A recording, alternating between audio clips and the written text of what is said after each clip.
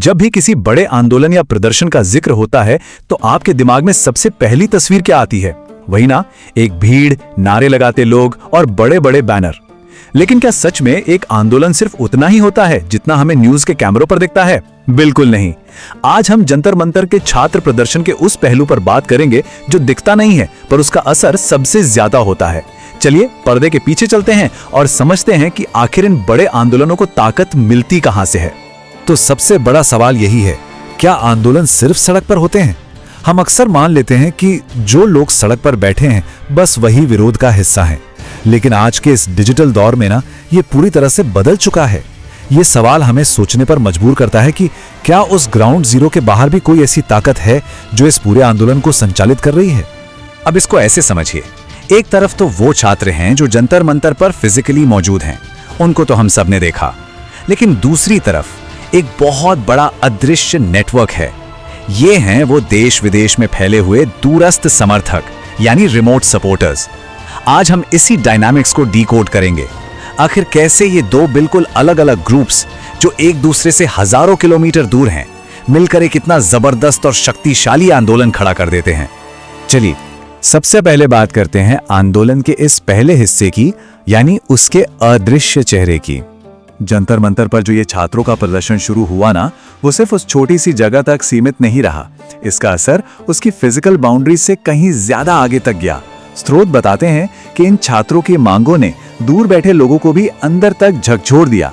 बस फिर क्या था, एक छोटे से दायरे से उठी उस आवाज ने दूर दराज के इलाकों में बैठे लोगों को भी इस आंदोलन का एक अटूट हिस्सा बना लिया। अब आते हैं अपने दूसरे पहलू पर, डिजिटल और आर्थिक सहयोग। वैसे दूर बैठे लोगों ने किया क्या? उन्होंने अपने स्मार्टफोन और लैपटॉप्स को ही अपना सबसे बड़ा हथियार बना लिया।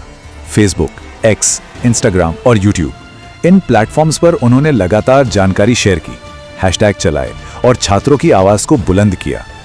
मतलब इन डिजिटल टूल्स के जरिए इन छात्रों की आवाज वहां तक पहुंच गई जहां वो खुद शायद कभी नहीं जा सकते थे।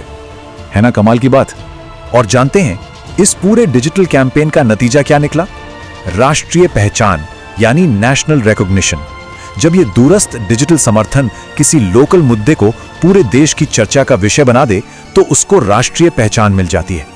जंतर मंतर के केस में बिल्कुल यही हुआ। सोशल मीडिया पर उन ट्रेंडिंग हैशटैग्स और तेजी से शेयर होती जानकारियों ने यह तय कर दिया कि दिल्ली के एक छोटे से हिस्से का प्रदर्शन अब पूरे हिंदुस्तान के नागरिकों की चर्चा के केंद्र में आ चुका है। अब सिर्फ डिजिटल ही नहीं, लोगों ने आर्थिक रूप से भी बहुत सपोर्ट किया। और ये मदद किस रूप में आई? भोजन, पानी, जरूरी दवाइयां और यहां तक कि बैनर और पोस्टर के रूप में। सुनने में आर्थिक सहयोग थोड़ा तकनीकी लग सकता है, पर असल में ये वही ठोस चीजें हैं जो इन पैसों से सुनिश्चित की गईं। स्रोत ये स्पष्ट रूप से बताते हैं कि कई सामाजिक संगठनों और आम नागरिकों ने फंड देकर ये पक्का किया कि संघर्ष कर रहे छात्रों को बेसिक जरूरतों और प्रचार सामग्री की कभी कोई कमी ना हो। अब आप सोच रहे होंगे कि ये पैसा और सामान वहां पहुंचा कैसे? इसकी लॉजिस्टिक्स बड़ी दिलचस्प है। इसे 3 आसान स्टेप्स में समझते हैं। पहला स्टेप, मीलों दूर बैठे नागरिक और समूह फंड और रिसोर्स इकट्ठा करते हैं। दूसरा स्टेप, दिल्ली में जो स्थानीय स्वयंसेवक मौजूद हैं वो इस सामान को रिसीव करते हैं। और तीसरा स्टेप, ये सारी राहत सामग्री सीधे जंतर मंतर पर बैठे छात्रों के हाथों में पहुंच जाती है। सोचिए, किसी दूसरे स्टेट या देश में बैठा कोई इंसान ऑनलाइन डोनेट करता है और कुछ ही समय बाद वही मदद प्रोटेस्ट साइट पर पानी की बोतल या एक बड़े बैनर का रूप ले लेती है। अब बढ़ते हैं तीसरे मुख्य हिस्से की तरफ, कानूनी और नैतिक समर्थन। देखिए, किसी भी आंदोलन को सिर्फ पैसे या भीड़ नहीं चाहिए होती, उसको दिमाग और सही मार्गदर्शन भी चाहिए होता है। अलग अलग फील्ड के प्रोफेशनल्स ने दूर रहकर भी अपना जबरदस्त योगदान दिया। वकीलों ने कानूनी समर्थन और सही रास्ते दिखाए, शिक्षकों ने एक गहरा नैतिक बल दिया और सामाजिक कार्यकर्ताओं ने मीडिया में उन छात्रों का सही पक्ष रखा। एक तरह से इन लोगों ने दूर बैठकर भी छात्रों के इर्द गिर्द एक बहुत ही मजबूत बौद्धिक ढाल बना दी। लेकिन इन एक्सपर्ट्स ने ये सब किया कैसे? उन्होंने प्रदर्शन स्थल पर जाए बिना ही मीडिया और सोशल मीडिया के विशाल मंच का बहुत ही प्रभावशाली ढंग से इस्तेमाल किया। उन्होंने आम जनता को स्पष्ट रूप से समझाया कि आखिर इन छात्रों की असली मांगे क्या हैं, और उसके साथ साथ खुद छात्रों को भी उनके कानूनी अधिकारों के बारे में शिक्षित किया। ये एक ऐसी मास्टर स्ट्रोक रणनीति थी जिसने इस आंदोलन को न सिर्फ कानूनी रूप से सुरक्षित किया बल्कि उसे एक ठोस तार्किक आधार भी दे दिया। और हाँ, नागरिक भागीदारी का एक और सशक्त माध्यम बने ऑनलाइन हस्ताक्षर अभियान यानी पिटिशन। जो लोग वहां नहीं जा सकते थे, उन्होंने डिजिटल रूप से अपने हस्ताक्षर किए और सीधे सरकार तक छात्रों की मांग पहुंचाने का आधिकारिक प्रयास किया। यह साफ दर्शाता है कि कैसे डिजिटल उपकरण आज के समय में नागरिक भागीदारी को एक नया ही आकार दे रहे हैं। इस पूरे सपोर्ट सिस्टम में ना एक और बहुत जरूरी कड़ी थी, सूचना का प्रवाह। स्वतंत्र पत्रकारों और मीडिया चैनलों ने जमीनी हकीकत को कैमरों में कैद किया और उस सच्चाई को दूर बैठे लोगों तक पहुंचाया। इससे हुआ क्या, एक बहुत ही कमाल का फीडबैक लूप बन गया। जब दूर बैठे लोगों ने असल स्थिति को देखा और समझा तो उनके अंदर भी समर्थन की भावना जगी और उन्होंने और मदद भेजी। तो सही जानकारी के प्रसार ने लगातार इस आंदोलन के लिए और अधिक दूरस्थ समर्थन जुटाने का काम किया।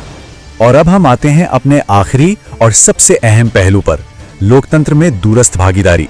हमारे इस पूरे विश्लेषण का निचोड़ इस एक लाइन में छिपा है, ध्यान से सुनिएगा। किसी भी लोकतांत्रिक आंदोलन की ताकत केवल प्रदर्शन स्थल पर मौजूद लोगों से नहीं, बल्कि उन लाखों लोगों से भी बढ़ती है जो दूर रहकर अपनी आवाज, समय, संसाधनों और सहयोग के माध्यम से उसका समर्थन करते हैं। ये वाकई में बहुत गहरी बात है। अब तक हमने जितने भी पहलू डिस्कस किए हैं, ये उन सबको एक धागे में पिरो देती है। जंतर मंतर पर उपस्थित छात्रों ने संघर्ष की शुरुआत जरूर की, लेकिन इस आंदोलन को उसकी असली ताकत उस अदृश्य भीड़ ने दी जिसने मीलों दूर से अपने संसाधन और सहयोग समर्पित कर दिए। तो इस चर्चा को समाप्त करते हुए आपके लिए ये विचार उत्तेजक सवाल छोड़कर जा रहा हूं। भविष्य के लोकतांत्रिक आंदोलनों में इन दूरस्थ नागरिकों की क्या भूमिका होगी? जैसे जैसे तकनीक और संचार के माध्यम उन्नत होंगे, क्या आने वाले वक्त में नागरिक आंदोलन पूरी तरह से बिना किसी भौतिक उपस्थिति के सिर्फ रिमोट पार्टिसिपेशन के दम पर लड़े और जीते जाएंगे? इस पर जरूर सोचिएगा। आज इस विश्लेषण में हमारे साथ जुड़ने के लिए बहुत बहुत शुक्रिया। उम्मीद है इस चर्चा ने आपको एक नया और व्यापक नजरिया दिया होगा। जल्द ही मिलेंगे।